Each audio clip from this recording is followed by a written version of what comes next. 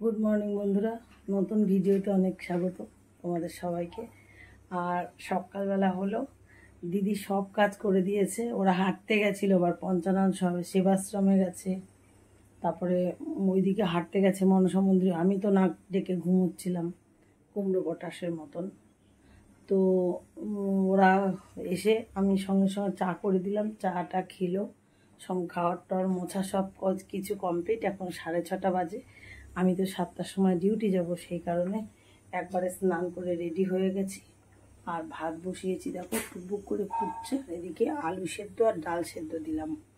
এবার আমি একটু তৈরি হব, হয়ে ডিউটি বেরিয়ে পড়বো। আর ওরা ডাল আলু সেদ্ধ দিয়ে দিদি ম্যানেজ করে নেবে।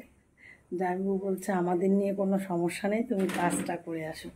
যেহেতু কালকে ভোট, একটু চাপে আছি, কাজের ভীষণ চাপে আছি। তা হচ্ছে এখন কাজে যাচ্ছি বন্ধুরা, পরে আসবো। শুভজিৎ অনেক জল আনতে গেল, 3 ভাই মিলে। আর আমি বেরোচ্ছি কাজে। হ্যাঁ বাবা, আমি বেরোচ্ছি। তুমি একা একাই থেকো, দাদারা তো 8টায় পড়তে যাবে। জল আনা হয়ে গেল, কঠিন কাজ। আমি বেরোই। শুভ 8টায় পড়া তো? আচ্ছা, একটু বেরিয়ে যাস।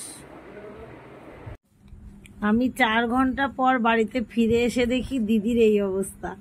দেখো, বেড়াতে এসেও কাঠের জালে ভাত রান্না করে দিচ্ছে, সমস্তটা গুছিয়ে। তো বন্ধুরা, খুব তাড়াতাড়ি স্নান করে ঢুকে পড়লাম ঘরে। আসলাম কটাই 2:30টার সময়, আর স্নান ধান করে গামছা ঘাড়ে নিয়ে চলে আসলাম। এসে দেখলাম দিদি আর মনার বাবা জানবাবু সব কেটে গুছিয়ে রেখেছে। আর বসিয়ে দিলাম এই যে খাসির মাংস, আজকে দাদা নিয়ে এসেছে, পেঁপে দিয়ে করছি। আর এক এসে মুরগির মাংস, মুরগি আর খাসি দুটোই হচ্ছে। কষানো হয়ে গেছে প্রায়। আর এই পাশে হয়ে গেছে তোমার তেতো হেলান্টু শাক থেকে পুঁটি মাছ। আর ওগুলো সকালের ভাত বেঁচে গেছে, দিদি সব কেটে রাখলো। আর এদিকে কটা পুঁটি মাছ ভাজা রেখে দিয়েছি। আর ও পাশে তলায় হচ্ছে ডাল। বাজে কিন্তু এখন অনেক। খাবার টাবার কখন হবে তা জানি না। দিদি গুছিয়ে স্নান করে এইমাত্র আসলো, আর আমি রান্নার ধারে এলাম। তো চলো, আজকের রান্না এত দেরি। আর শুভজিৎ বসে রয়েছে মেশোর সঙ্গে ওই ঘরে, আর আমি রান্নার ফিনিশিং করতে আসলাম। ভোটটা যদি না থাকতো এত প্রেশার পড়তো না, ভোটের জন্য এত ঝামেলা পড়েছে। প্রায় 3:30 বেজে গেল, আর আমার রান্না কমপ্লিট হয়ে গেল। আর মাংস কষা ওদের 3 ভাইকে খেতে দিলাম। ওরা দেখো খাটের ওপর বসে বসে মাংস কষা খাচ্ছে। এবার দুপুরের খাওয়ার পালা। শুভ সন্ধ্যা বন্ধুরা। খেতে খেতেই তো সন্ধ্যা হয়ে গেল। আর সন্ধ্যাবেলা করেই বেরোচ্ছি আমরা। এক পলক বৃষ্টি হয়ে গেল, ওর জন্য দেরি হলো। যাচ্ছি পার্কের উদ্দেশ্যে, মাতৃভূমি। যদি না পাই তাহলে বাজার থেকে হাওয়া খেয়ে চলে আসবো। তো দাদা ফোন রিচার্জ করতে টাকা দিল, আমরা একসঙ্গে বেরোচ্ছি। বরমশাইও যাচ্ছে, কিন্তু বরমশাইকে নিতে পারলাম না। বরমশাইয়ের ডাক্তার দেখানো আছে, যেতে পারলাম না ওর সঙ্গে ডাক্তার দেখাতে। তো আমরা টোটো ফোন করে ওখানে আছি, দেখো। আর বরমশাই কেন বলো তো দেখা হয়ে গেল। রিচার্জ করেছো? এই সুমনটা খুব ঘ্যাসরা হয়ে গেছে না? কটা পুলিশ আছে জানিস ওখানটায়? সেবিক আছে 4-5টা। আবার ওই তো মানে গেটে আসতে ইচ্ছা হয় না, গেটে এত ভিড় হয়। এক গেট করলে মাথা খারাপ। টোটোয় বসেই রাত্রি হয়ে গেল। আর শুভজিৎ আর ওর ভাইকে পাঠিয়ে দিচ্ছি পার্কে, জানতে যে খোলা আছে কিনা। আর আমরা টোটোয় করে যাচ্ছি। ওরা 3 ভাই সাইকেলে করে গেছে, 7টা পর্যন্ত খোলা থাকবে ওরা ফোন করে বললো, তাই রওনা দিয়ে দিলাম। হয়ে গেল। আমরা আগের বার এসে চললাম, কিন্তু আজকে বৃষ্টিটা হলো না এক্ষুনি। এই বৃষ্টির জন্য দেরি হয়ে গেল।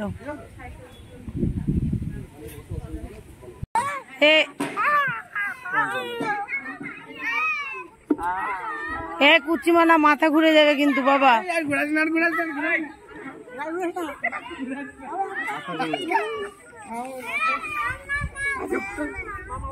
মাথা ঘুরে যাবে। তো টিকিট কাটা মাত্রই শুরু করে দিয়েছে ওরা সবাই খেলা। আর আমার দিদি দেখো একেবারে কবির মতো বসে পড়েছে পুকুর পাড়ে। দিদি এসে মিস করছে, বলছে যদি একটু বেলায় বেলায় আসতাম মিঠু, খুব ভালো লাগছে আমার। পরে আবার আসবো। তা দিদির মিস দেখে খারাপই লাগলো, আসলে সারাদিন তো আমি সময় দিতে পারিনি দিদিকে, সেজন্য দেরিও হয়ে গেল। আর দেখো 2 মোটুতে দোল খেতে শুরু করে দিয়েছি। আর 2 মোটু খুশি হয়েছি যে জামাইবাবু পেছন থেকে মানে সাহস দিচ্ছে ওঠার জন্য, সেই জন্য। আর আমাদের দেখে দেখে দেখো ওরা 2 ভাই বসে পড়লো। যেটুকু সময় এসেছি আমাদের জন্যই টিকিটটা দিল, জাস্ট আধ ঘন্টা সময় বাড়িয়ে দিল, বললো একটুখানি ঘুরে দেখতে পারেন। তা আমরা এখন চটপট চটপট সবকিছুতে উঠে পড়ছি। দেখো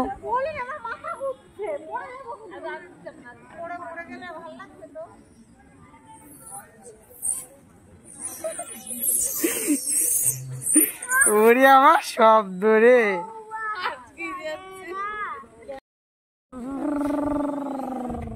হ্যাঁ বুদ্ধি আছে, বুদ্ধি আছে, তোমার মতো বলদ নেই। চোখগুলো জ্বলে যাচ্ছে কেন? তো বন্ধুরা অল্প সময় আমাদের দিল, বললো 30 মিনিটের জন্য দিতে পারি। ও মা, আমরা 8টা বেজে যাচ্ছে, তাও আমাদের বেরোতে আর বলছে না। আমরা সব ঘুরে ঘুরে দেখলাম, ওপাশে সুইমিং পুল, তোমরা যদিও আমার ব্লগে দেখেছো, দিদিদের সব ঘুরিয়ে ঘুরিয়ে দেখলাম, লাইট টাইট গুলো দিয়ে রওনা দিয়ে দিলাম বাড়ির দিকে। আর দিদিরা সকালে হাঁটতে এসেছিল, ওরা দেখে গেছিল যে আমাদের আনন্দপাড়া নরহরি বিদ্যাপীঠে যে ভোটের কেন্দ্র হয়েছে, বিয়ে বাড়ির মতো সাজিয়েছে। দিদি আমাকে ঘুম থেকে উঠতেই বলছে দেখে আসিস। তো আমি ঝোপ বুঝে এই সময়েই ওদেরকে টোটোতে দাঁড় করিয়ে রেখে আমি চলে আসলাম স্কুলের মধ্যে। কেন বলো তো, স্কুলের সমস্তটাই তোমাদের জন্য ক্যাপচার করলাম। আর দিদি প্রথম বলছে আমাকে, আমি তো কোনোদিন বাপের জন্মেও আমি এখানে অনেকবার ভোট দিচ্ছি, কোনোদিন এমন বিয়ে বাড়ি সাজায়নি।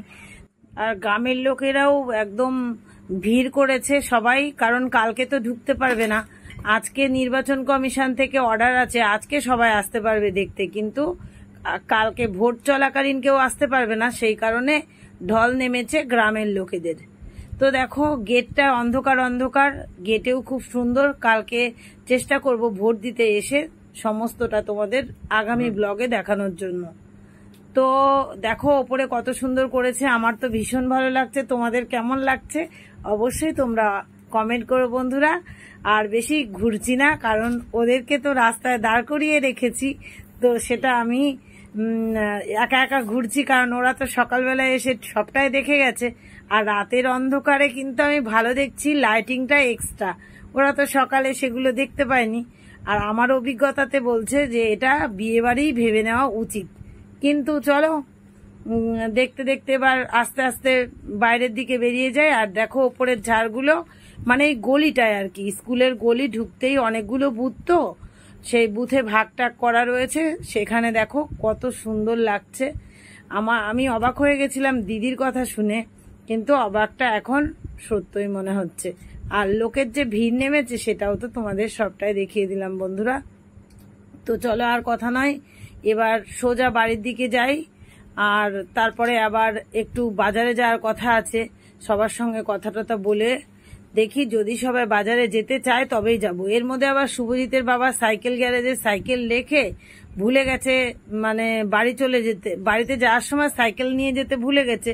এখন শুভজিৎকে ফোন করে বলল সাইকেল আনতে যেতে, তাহলে তো সবাই মিলে একটু বাজারে যাওয়া যেতে পারে। তো চলো বাজারের দিকে রওনা দিয়ে দিই এবার। তো বাড়িতে এসে বন্ধুরা সবাই সবার জায়গা করে নিয়েছে শোয়ার জন্য। আর আসার সময় কোনো কিছু খাবার খাইনি, শুধু একটা স্প্রাইট এনেছি, কারণ আজকের দিনে 2 রকমের মাংস একসঙ্গে খাওয়া হয়েছে, তো সবারই একটু পেটের মধ্যে গুড়গুড় গুড়গুড় করছে, তাই খাওয়া দাওয়া তেমন কিছু হয়নি। জামাইবাবু নিজে মশারি বাঁধিয়ে ঘুমিয়ে শুয়ে পড়লো, আর দিদি দেখো বসে বসে কাজ করছে। শুভজিৎ তো ঘুমিয়ে পড়েছে ওই পাশে 3 ভাই। আর আজকে তো দাদা চলে গেছে সন্ধ্যাবেলা করে বাড়িতে, আর আমরা দুজন দাদার ঘর দখল করব। তো চলো আর কথা নয়। তো বন্ধুরা 12টা 48 বাজে, আমি চলে আসলাম ঠাকুর ঘরে ঘুমাতে। দেখো ঠাকুর ঘর, ওদেরকে আটকে রেখে দিয়ে তালা দিয়ে চাবি দিয়ে নিয়ে চলে আসলাম বড়মশাইয়ের ঘরে। চাবিটা এই দেখো আটকে দিয়েছি, যখন খুশি আমরা যেতে পারবো তাই। আর এই ঘরে শুচ্ছি। আর সারাদিন তো তোমাদের সঙ্গে সেভাবে শেয়ার করতে পারলাম না, আবারও সেই খাসির মাংস আর মুরগির মাংস যা ছিল তাই ভাগযোগ করে অল্প অল্প করে খেয়ে নিলাম। আর সন্ধ্যাবেলায় তো ওদের একটু ঘুরতে নিয়ে গেছি, ঝমঝম করে বৃষ্টি এসেছে তাই দেরি হয়ে গেছে, তাই ঘুরে আসলাম। এসে ভাত রান্না করে খেলাম, আর স্প্রাইট নিয়ে এসেছি খুব ঠান্ডা, সেটা খেয়েছি আর গলা বসে গেছে, তো আটকে দিলাম। এতক্ষণ দিদি আর জামাইবাবুর সঙ্গে গল্প করে করে কাটালাম, আর এখন শুতে আসলাম। তো চলো, আজকের ভিডিওটা এতটুকুই, সব তোমাদের সঙ্গে পুরোপুরি শেয়ার করতে পারে না। আর লোকজন আসলে কাজেরও চাপ, ভোটেরও চাপ, আর লজ্জাও করে, সব কিছু মিলিয়ে মিশিয়ে হচ্ছে যে আজকের ভিডিওটা এন্ড করছি। দেখা হচ্ছে আগামী দিন নতুন ব্লগে। সবাই ভালো থেকো, সুস্থ থেকো। আর হাসির কথা হচ্ছে জামাইবাবু বাড়িতে ফিটফাট থাকে একদম। তো আমাদের কালকে এই নতুন মশারিটা দিয়েছিলাম, এই যে বাংলাদেশের মশারিতে ওরা শুয়েছিল নতুনটা। আমি বলছি জামাইবাবু অতিথি নারায়ণ, তো তাই তোমাদের জন্য রেখেছিলাম, তোমরাই বৌনি করো। আজকে আবার ওই খাটে দিয়েছি, ওরা 3 ভাই ওখানে খালি গায়ে আরাম করে জড়িয়ে ঘুমোচ্ছে। এখন তো আমাদের মশারির এতখানিখানি 2-1 জায়গায় ফুটো আছে, সেই ফুটোগুলো রাবার দিয়ে মেরে মেরে চুলের খোপা বাঁধার মতো করে রেখেছে। আমি তো তাই ভিডিও করে রাখলাম যে তোমাদের দেখাবো, তাই সম্ভব হলে। হাসি লাগছে তার জন্য। চলো বন্ধুরা, আর কথা বলবো না, টাটা, গুড নাইট। ভালো লাগলে অবশ্যই লাইক, কমেন্ট, শেয়ার করো।